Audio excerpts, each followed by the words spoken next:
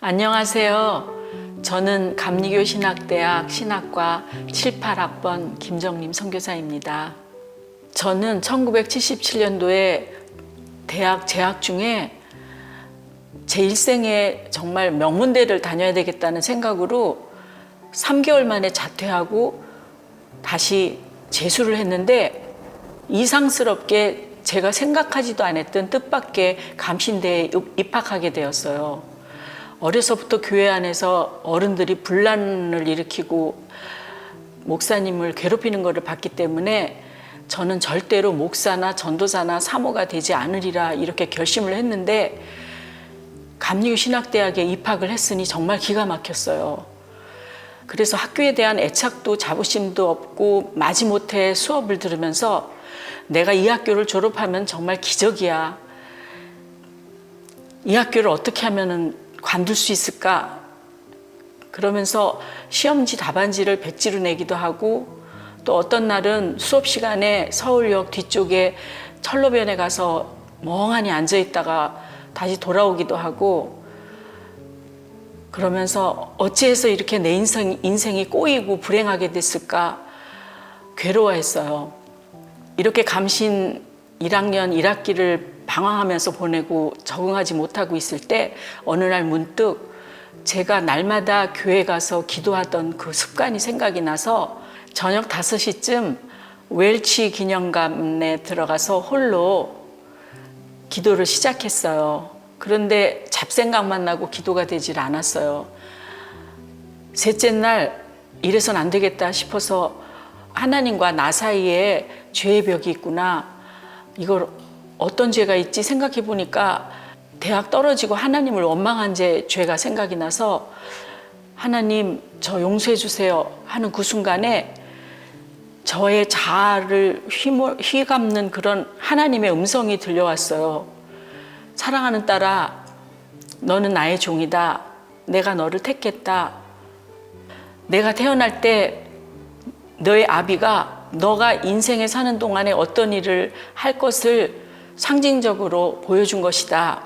너가 볼 때 이 세상에 있는 사람들이 살아서 움직이지만 영적으로는 죽은 상태이고 또 그 죄악에 빠져 있기 때문에 그렇게 더러운 데 빠져 있는 그런 영적으로 죽은 사람들을 너가 사는 일생 동안 너를 통해서 구원하는 일을 하는 것을 내 아비가 상징적으로 그렇게 한 것이다.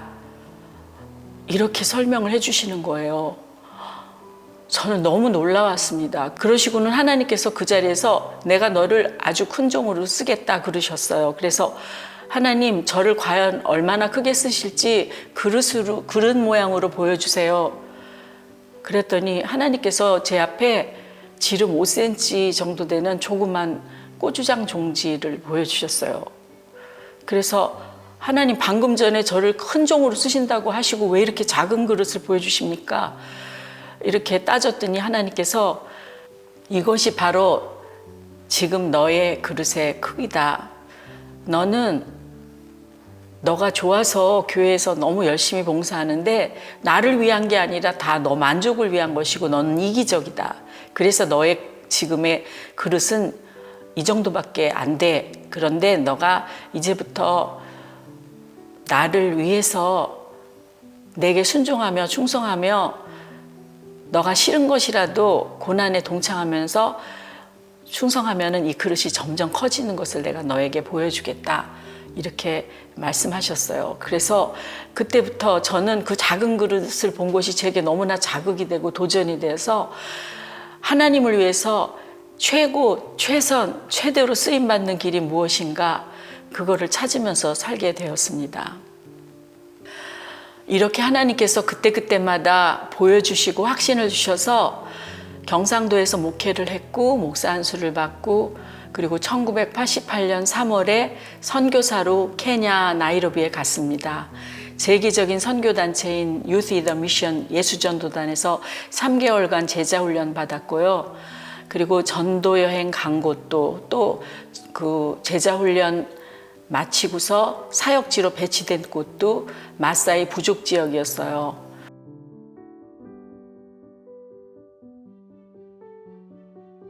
이렇게 케냐에서 선교훈련을 잘 받은 저는 탄자니아와 한국이 수교한 이듬해인 1991년 5월에 당시 세계에서 하위 두 번째로 가난했던 탄자니아에 들어가서 선교단체 Global Unreached People Mission in Tanzania 세계 미종족 선교회를 정부로부터 인가를 받고 행정수도인 도도마의 1993년 선교센터의 교실, 기숙사, 강당 그리고 선교사 사택을 짓고 현지인 훈련부터 시작했어요. 제자 훈련, 목회자 훈련, 또 목회자 세미나 그리고 신학원을 통해서 현지인들을 훈련시켜서 그들과 교회가 없는 마을에 가서 일주일 동안 전도하고 결신자를 얻으면은 큰 나무 그늘 아래 교회 창립 예배를 드리고요. 그리고서 나중에 교회를 건축하고 이렇게 지원을 했어요. 그런데 그런 곳에 가보면은 전기, 수도, 가게도 없고 학교도 없고 우물도 약도 없고 그래서 그런 곳에 교회를 개척하면 그 마을의 필요에 따라서 목회자들이 가게를 열게 하고요. 또 우물을 개발하고 유치원과 초등학교를 설립하고 건축하고 장학사역을 했고요. 그리고 환자들에게 제가 쓰려고 했던 그런 상비약을 나누어 주다가 약이 떨어지면 기도하면서 수지침의 그 혈자리를 볼펜 뚜껑, 플라스틱 뚜껑으로 이렇게 눌러주면 놀랍게도 막 모든 병들이 낫고 그랬습니다. 2000년 1월부터는 무슬림이 98% 이상인 그래서 동부 아프리카 이슬람의 성역이라고 하는 콘도아 지역의 마을에 들어가서 그들의 거센 배격과 핍박을 받아서 쫓겨나지 않으려고 처음에는 유치원 사역을 하다가 나중에는 땅을 사서 교회와 사택을 지어서 목회자 가정을 정착시키는 방법으로 교회를 개척했는데요. 무슬림들이 개종하는 게 너무나 어렵고 전체 마을에 기독교 가정이 한 가정이나 두 가정밖에 안 되기 때문에 목회자가 당하는 어려움이 이만저만이 아니고 지금까지 참 어려움 중에 있습니다. 2012년부터는 세계에서 가장 넓은 면적을 가진 약 3만 명 이상의 학생 수를 가진 도도마 대학교 인근에 2개의 교회를 개척해서 미전도 종족 복음화를 위한 그 대학생 전문인 사역자를 발굴하기 위해서 그런 그 특수 목회를 집중하기 시작을 했는데요. 방학 기간이 참 길어요. 3개월 정도 돼서 그때 제가 콩고 부룬디 난민 수용소에 들어가서 선교사 양성을 하게 되었어요. 근데 거기에 약 10여 년 전부터 선교사 소명을 받은 존 살루무 움쿠니나라는 사람을 만나게 되었는데요. 그 사람을 2014년에 마다가스카르 북쪽에 위치한 그 세계의 아주 작은 섬으로 구성된 무슬림이 99.75%인 아주 가난한 불어권의 섬나라 A국에 파송하려고 선교 센터에 있는 가구들과 그 모든 장비들을 가지고 떠나려고 하는데 마침 그 부인이 해산을 해서 부인하고 아이들은 남고 저와 그 존 선교사만 그 짐을 실은 배를 타고 그 섬에 5박 6일 만에 들어갔습니다. 도착하자마자 그 존 선교사는 이민국의 감옥에 갇혔어요. 왜냐하면 그 콩고 난민들이 그 A국에 오면 모두 거기를 거쳐서 프랑스로 망명을 하기 때문에 그 길을 막기 위해서 콩고 난민이 들어오면 무조건 추방하는 그런 법이 있었던 걸 몰랐던 거예요. 그래서 존 선교사는 감옥에서 밖에 나와보지도 못하고 추방돼서 가버리고 나니까 제가 그 많은 짐과 남아서 그 여성 용품을 많이 가져갔거든요. 장사하려고. 그래서 가게를 열고 장사를 시작을 했습니다. 그러니까 제 신분을 기독교인인 것도 감추고 또 목사나 선교사인 것도 아무도 모르고 저는 그냥 여자가 혼자서 사업을 하러 그 섬에 간 거가 된 거죠.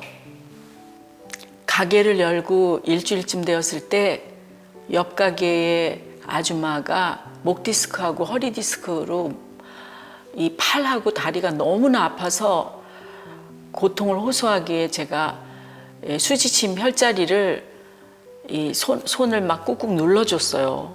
그랬더니 완전히 난 거예요. 이 아줌마가 소문을 내니까 환자들이 그 다음날부터 몰려왔는데 셋째 날에는 대통령 관저에서 차가 와가지고 저를 데려가서 그 대통령 집에 2번이나 가서 그 대통령하고 그 대통령 부인을 낫게 했어요. 그때가 라마단 금식 기간이었는데요. 아침에 9시부터 밤 11시 반까지 각종 환자들이 바깥에 와서 기다리면서 쉴 틈 없이 그 가게 안으로 한 명씩 들어와서 아프다는 곳마다 만져주면 낫는 거예요. 그러니까 점점 더 사람들이 많이 와가지고 그 섬에 병원에 환자들이 한 명도 가지 않으니까 마침내 그 병원에, 그리고 그 바깥에 사람들이 막 아수라장이 돼서 기다리고 하다 보니까 자기네들이 알아서 종이에다가 번호를 매겨서 순서를 정해서 적어낸 사람들이 810명이었어요. 그런 기적을 하나님께서 행하셔서 저도 너무나 놀랍고 저는 그냥 그 환자들 손을 붙들고 계속 기도하면서 전도할 수 없으니까 기도하면서 그냥 하나님이 역사하시는 거를 봤습니다. 2016년 8월에는 하나님께서 탄자니아 쪽도 그다음에 이쪽 섬에도 아주 분명하게 사인을 주시면서 이제 돌아가라는 그렇게 인도를 하셔서 다시 탄자니아의 도도마로 돌아와서 대학생이 90% 이상인 우리 교회의 목회에만 집중을 했습니다. 그리고 콩고 부룬디 난민 수용소 사역도 계속 하다 보니까 그 제자들을 통해서 오메가 선교사 학교가 진행되어서 지금 26명이 북아프리카 이슬람권 선교사로 가려고 대기하고 준비하고 있고요. 작년에 초교파 목회자 세미나를 해달라고 우간다에서 불렀던 사이몬 키지토 목사가 만나보니까 정말 놀랍게도 제가 갔던 그 A국의 섬나라의 선교사로 가려는 뜨거운 소명을 갖고 있어서 이렇게 이 마지막 시대의 추수꾼으로 선교사로 아프리카 사람들을 쓰시는 하나님의 놀라운 역사를 보고 있습니다. 이 마지막 추수 시대에 자랑스러운 모교의 후배들이 선교사가 되려고 한다는 그런 소식을 들었어요. 너무 기쁘고 좋아서 정말 만나면은 업어주고 싶어요. 이 사랑스러운 후배들에게 선교사 준비를 위해서 제가 4가지를 말해주고 싶은데요. 우선 첫째로 제가 알기로 여기 감신에도 선교사 훈련 프로그램이 있는 걸로 알고 있거든요. 그 훈련을 잘 받으시기 바라고요. 아니면은 감리교회 선교국에 문의하면은 또 정보도 얻고 또 초교파적이나 국제적인 그런 선교 훈련은 유스 더 미션의 제자 훈련도 좋고 또 구글 통해서 선교사 집중 훈련 많은 거 있으니까 찾아보고 받기를 바래요. 그리고 둘째로는 그 선교사로서의 인격과 정신 건강 관리 또 대인 관계와 사람들을 이렇게 폭넓게 이해하는 그런 것을 위해서는요, 상담을 공부하라고 이렇게 권면하고 싶고요. 그리고 그다음에 여러 가지 그 성격 유형을 공부하는 것이 자기 성찰도 되고 다른 사람 이해하는데 큰 도움이 된다는 거를 말해주고 싶고요. 그다음에 3번째로 언어 습득은요, 영어를 하든지 또는 어느 나라 말이든지 우선 문법을 알면 매일 자기가 자주 쓸 그 필요한 말을요 5문장씩 문장을 만들어서 그거를 본토인에게 그 문장이 맞았는지 교정을 받으면은 부족한 문법이나 어휘력이 바로 잡히고요. 그렇게 한 다음에 그 본토인이 그 문장을 계속 반복해서 말하는 거를 녹음을 해가지고 그걸 수시로 들으면 금방 외워지거든요. 그렇게 외워지면은 그걸 스피크 아웃, 말을 막 자꾸 하면은 그게 자기 거 같아요. 그래서 하루에 5문장 하면은 한 달이면 150문장이거든요. 그런 식으로 하면은요, 어떤 언어든지 몇 달 만에 아주 제압을 하게 됩니다. 꼭 그 방법을 써봤으면 좋겠고요. 넷째로요, 정말 뿌리 깊은 영성을 위해서 물론 자기 기도가 급급하겠지만 세계와 다른 사람을 위한 중보기도, 그리고 성경 공부 열심히 하시고 성경 묵상을 하심으로써 아주 그 든든한 믿음의 반석에 선 사람이 됐으면 좋겠습니다. 그리고 마지막으로 스와힐리어로 제가 권면하고 싶은 말 한번 할게요. 우시이시카 이아리아코 말리 우이시카 네마 나 마펜시아 문구. 이게 무슨 말이냐면요, 내 뜻으로 살지 말고 하나님의 은혜와 하나님의 뜻으로 사세요. 그런 말이에요. 감사합니다. 들어주셔서.